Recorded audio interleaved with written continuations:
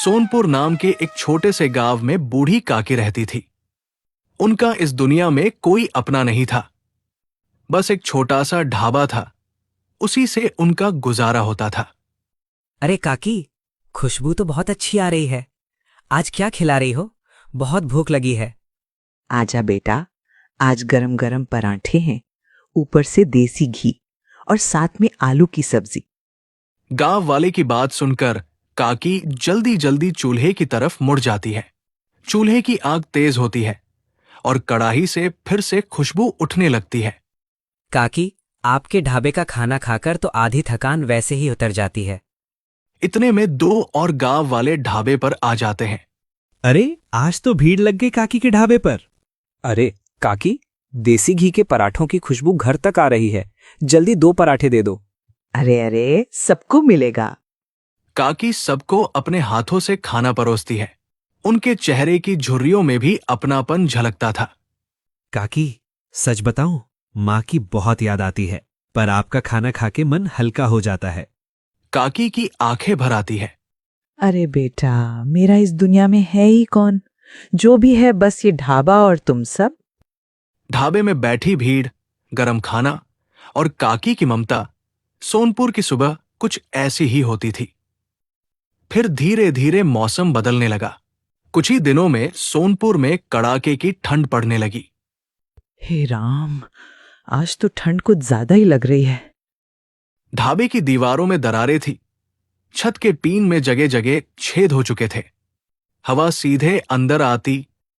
फिर भी रोज की तरह गांव वाले खाने के लिए आने लगे। बाप रे बाप, ठंड तो हड्डियों में घुस रही है। खाना गरम है लेकिन ठंडी हवा जान ले रही है। ढाबे के अंदर ठंड थी, फिर भी लोग बैठे रहे। काकी, ये दीवारें तो पूरी तरह टूट चुकी हैं। हाँ बेटा, बहुत पुरानी हो गई हैं। अब क्या करें? छत और दीवारों की हर दरार से ठंडी हवा अंदर आ रही थी। काकी, ऐसे कैसे चलेगा? दीवारें ठीक करवा लो, छत भी बदलवा लो। बेटा, मन तो मेरा भी करता है, पर इतना पैसा नहीं है। काकी, आपकी तबीयत खराब हो जाएगी ऐसे। जब तक हाथ पैर चल रहे हैं तब तक काम तो करना ही पड़ेगा बेटा। ढाबा बंद तो नहीं कर सकती। ठंड में लोग खाते जरूर थे, लेकिन सबके चेहरे पर चिंता साफ दिख रही थी। हर रात काकी उसी टूटे ढाबे में बैठकर ईश्वर से बस यही प्रार्थना करती। हे भगवान, बस इतना दे देना कि ये ढाबा चलता रहे। मेरे पेट का सहारा यही है। इसी बीच गांव में एक नया आदमी आया, हीरालाल। सोनपुर में नया ढाबा खोलने का विचार उसने कई महीनों पहले किया था, लेकिन अब ठंड के मौसम में उसने सही समय समझा। पहले ही दिन उसने गांव के कुछ लोगों से बात की कि कहाँ खाना अच्छा बिकता है। कई लोग उसकी तरफ देखकर बोले, अरे भाई, यहाँ तो बस एक ही ढाबा है, बूढ़ी काकी का ढाबा। हम सब वहीं जाते हैं। हाँ, काकी का ढाबा तो सुना है, पर सोच रहा हूं कि थोड़े दिनों में मैं भी कुछ ऐसा ही खोलूं। अरे भाई, कहा तो यहाँ सिर्फ काकी का ढाबा ही चलता है। मैं भी देखता हूं कब तक चलेगा।